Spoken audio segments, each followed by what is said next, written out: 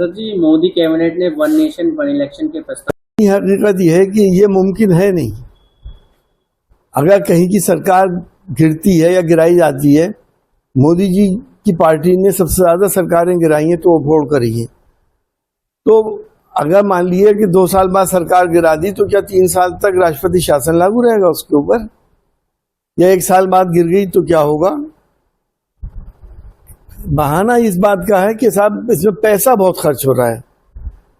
सबसे आसान तरीका यह है कि अब नेट के जरिए वोटिंग अगर हो जाए और सबका आइडेंटिटी बनी हुई है, सबकी आइरिस का आधार कार्ड से भी और फिंगरप्रिंट से भी, बायोमेट्रिक सिस्टम से, तो अगर आदमी नेट के जरिए वोटिंग कर दे तो कोई खर्चा ही नहीं आएगा और ईमानदारी से वोटिंग भी हो जाएगी और पता भी चल जाएगा कि कौन जीत रहा कौन हार रहा। तो ये मैं नहीं समझता कि ये पॉसिबल है। ये ज़मीनी हकीकतें नहीं है। ये यकीनी तौर पर इसकी प्लानिंग कुछ और है। या तो इनको ये लग रहा है कि अब हमारी सरकार आने वाली नहीं है तो जो हमारी प्रदेशों में सरकारें कहीं वो ना गिर जाएं। तो मैं नहीं समझता हूँ कि ये प्रैक्टिकली मुमकिन है। ताम झाम करने की ज़रूरत क्या है जब नेट मौजूद है और सबकी आइडेंटिटी मौजूद है। नेट से अगर पोलिंग करा दी जाए तो फिर परेशानी क्या है? एक आदमी एक वक्त में एक ही बार पोल कर सकता है। और आप देख रहे हैं बायोमेट्रिक सिस्टम से बहुत काम हो रहे हैं, अटेंडेंस से लेके और राशन तक उसी से बट रहा है। तो वोट क्यों नहीं डाल सकता आदमी? कि अगर सरकार गिर गई, विधायकों की टूट फूट हो गई और उसके बाद आप क्या करेंगे? 3-4 साल तक या 2 साल तक क्या राष्ट्रपति शासन लगाएंगे? चुनाव नहीं करेंगे तो ऑप्शन क्या है आपके पास? आपको तो चुनाव करना ही पड़ेगा। भले से आपको उस पीरियड के लिए विधायकों को चुनना है कि आप उस जगह पे ले आए। मान लिया 3 साल बाकी है तो 3 साल के लिए फिर दोबारा चुनाव कराएं आप। ये तो हो सकता है चुनाव तो फिर भी दोबारा होगा, एक साथ फिर भी नहीं हो पाएगा। जब एक साथ नहीं हो पाएगा तो आप अगर राष्ट्रपति शासन लगाएंगे तो क्या ये प्रजातंत्र के लिए अच्छा संकेत है? डेमोक्रेसी बचेगी नहीं बचेगी? सब लोग अपनी अपनी राय रखें और इसकी फिजिबिलिटी को देखें कि क्या ये लागू हो सकता है या नहीं हो सकता। क्योंकि भाजपा का हमेशा ये रहा है कि कहीं पे निगाहें और कहीं पे निशाना।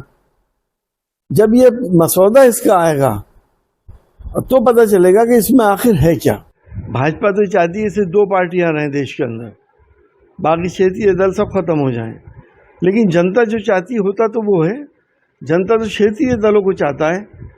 तो इन्होंने ये थ्योरी लेके आए हैं वन नेशन वन इलेक्शन, जो फिजिबल तो है ही नहीं। और उन्होंने जो भी कहा है वो बिल्कुल सही बात है, संविधान के भी खिलाफ है और लोकतंत्र के भी खिलाफ है कि अगर आपने 1 साल बाद इलेक्शन ड्यू हो गए और सरकार गिर गई तो 4 साल तक आप राष्ट्रपति शासन लागू रखेंगे उसके ऊपर।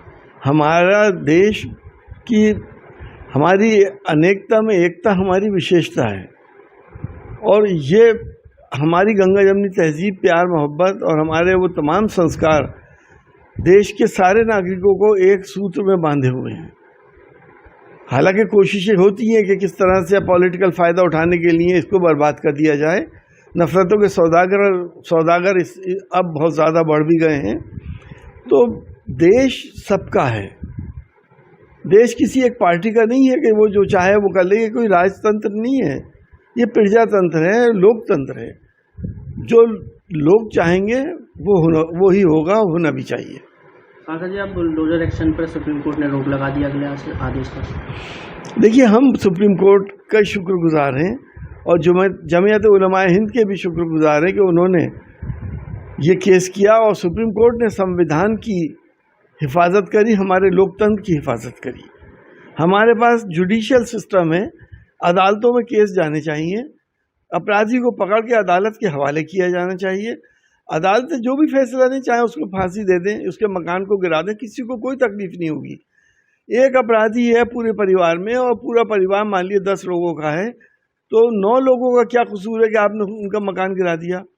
जिंदगी गुजर जाती है एक मकान बनाने के लिए, क्या क्या नहीं आदमी को पापड़ पहनने पड़ते और आप 2 घंटे के अंदर सब बर्बाद कर देते हैं।